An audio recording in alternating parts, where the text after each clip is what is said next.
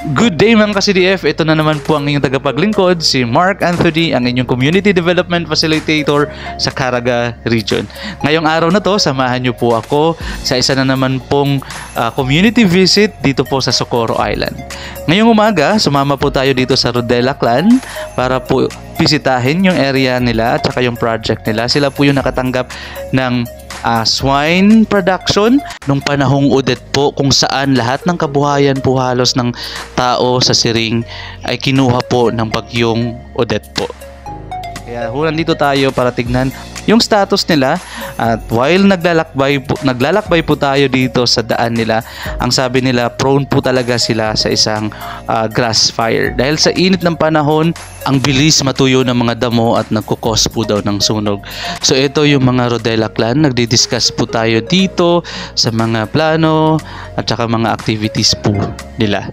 Pagkatapos po doon ay bumiyahe po tayo via boat doon po sa sitio New Oba, Barangay San Carlos, para po sa isang community meeting. Unfortunately, hindi ko po siya na-videohan, pero yun nga, pagkatapos po doon ay nagbiyahe na naman po tayo via boat po dito po papunta sa sitio Atuyay para po sa isang community meetings na naman. At ito yung mga dinaanan natin sa gitna ng Bakaw. At saka kinuha po kami ng member nila, tigi isang motor po kami nila Ma'am Shani at saka Sir Ashari. Ito po sila ang mga mabait po na mga Arcaco group. Pagkatapos ng 3 oras na experiential learning, bumiyahe na naman po kami sa isang area po na nabigyan din po natin ng bigasan dito po sa sitio Atuyay. Pagkatapos po doon, bumiyahe na po tayo pababa. Ang ganda po dito ng view nila at saka yung daan po nila ay sementado, no? So hindi po siya delikado.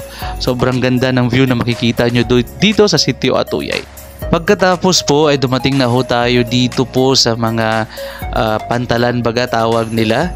Kaya lang po naiwan po kami ng aming bangka, kaya naghahantay po kami kung sino man yung lalarga, at nakita ho namin yung mga mangingisda na papalaot na daw at nakisabay po kami. Kaya yun lang po, magandang araw po sa lahat, ingat po, balik po kami dito ulit sa aming tutulugan.